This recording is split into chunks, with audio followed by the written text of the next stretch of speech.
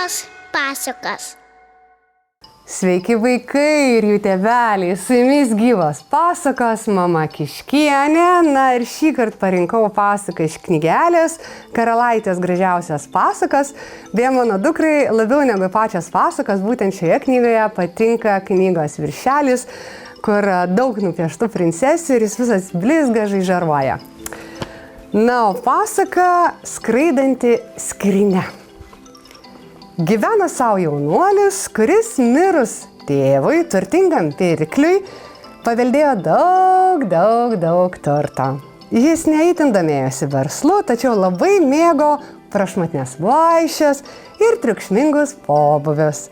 Todėl labai greitai iššvaistė visus visatėlius pinigus. Liko tik senas apdaras, batų para ir sena apdalkėjusi skrynia, labai seniai parsivežta iš tolimos kelionės. Jaunuolis netrukus atrado, kad skrynia yra stebuklinga. Užtenka ją įlipti, paspausti užraktą ir ši iš karto pakyla aukštyn ir skrenda, kur jos savininkas nori. Vieną dieną jaunuolis panoro nuskristi į šalį, iš kurios skrynia ir buvo pargabenta. Nutūpęs, paslėpė skrynią miške ir pasuko pilies link. Jos bokštas buvo aukščiausias visoje apylinkėje. Už miško jaunuolis sutiko moterį, paklausė jos, kasgi gyvena tokiame aukštame bokšte, o šioji papasakojo apie karalaitę, kuriai fėja išpranašavo kančias dėl sužadėtinio. Dėl šios pranašystės, kai karalius ir karalienė išvykdavo iš rūmų, niekam nebūdavo leidžiama artintis prie princesės. Karalaitė bokšte? Įdomu, nusistebėjo jaunuolis.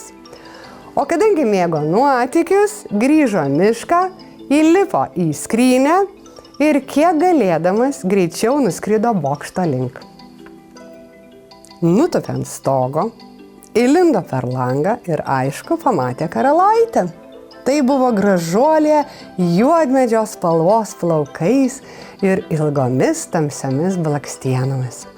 Ji ramiai miegojo.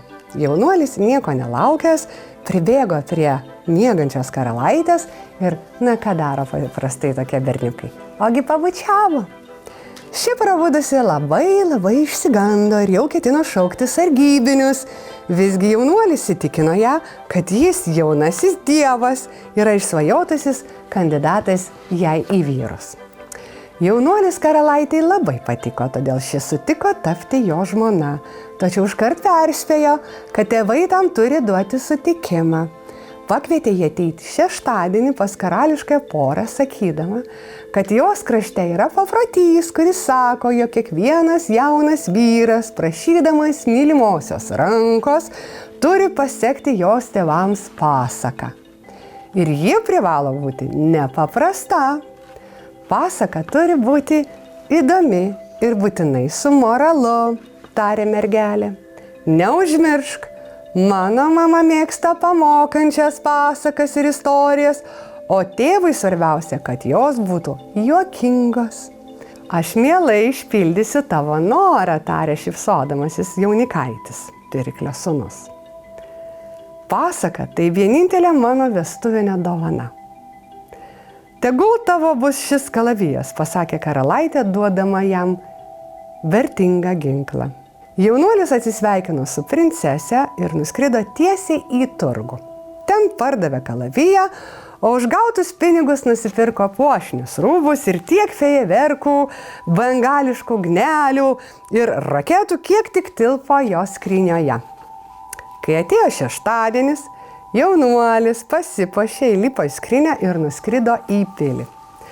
Karalius ir karalienė patogiai įsitaisė krėsluose ir vaikinas pradėjo jiems pasakoti savo istoriją. Tai buvo labai juokinga pasaka apie mažą degtukų dėžutę gyvenančią virtuvėje. Pasaka taip patiko karaliui ir karalieniai, kad šie iš karto leido savo dukrai tekėti už paslaptingo jaunojo dievo. Jaunuolis, aišku, labai apsidžiaugė. Greitai buvo nustatyta vestuvių data ir pradėta ruoštis ceremonijai. Pirklio sūnus buvo toks laimingas, kad tą pačią dieną pusę savo fejerverkų ir raketų paleido į dangų. Tuomet visi pamatė, kaip iš skrynios pasipylė šviesūs spinduliai, o fejerverkų fontanai apšvietė vakaro dangų. Ir pamanė, kad karalaitės išrinktasis iš tikrųjų yra tikras dievas. Po įspūdingo pasirodymo jaunuolis nuskrido į mišką paslėpti skrynios ir grįžo miestą sužinoti, ką apie jį kalba žmonės. Nepastebėjo, kad skrynios dugne liko rusenti viena maža kibirkštis. Ir netrukus ugnis apėmė visą skrynią ir ją, aišku, sunaikino.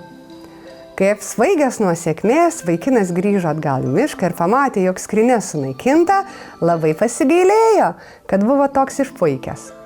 Jau nebegalėjo skraidyti ir vesti karalaitės. Taigi išskubėjo iš jos krašto į pasaulį sekti pasakų. Deja, nė viena nebuvo tokia puiki, kaip pasaka apie degtukus. Nuo karalaitė, kaip ir buvo fėjos išpranašauta, dar ilgai kentėjo dėl savo sužadėtinio, stebėdama jį nuo pilies stogo. Bet vieną dieną atvažiavo karalaitis, paprašė jos rankos ir pagal vietinį paprotį papasakojo karališkai porai kitą pasaką, dar labiau pamokančią ir juokingesnę negu pirklio sugalvota. Jis netrukus vedė princesę ir abu gyveno ilgai ir laimingai. Tad galbūt nėra taip blogai, kad magiška skrynia sudegė, o karalaitė taip ir nesusituokė su pirklio sūnumi. Tiek buvo pasakų šį kartą. Su jumis buvo gyvas pasakos ir mama Kiškė. Ačiū visiems buvusiems drauge. Na, o tiems, kuriems patinka mūsų kuriami įvaizdžiai ir sekamos pasakos su jais, noriu paprašyti prenumeruoti mūsų kanalą, sekti mūsų profilį socialiniuose tinkluose ir taip palaikyti mūsų kūrybą. Iki kitų pasakų.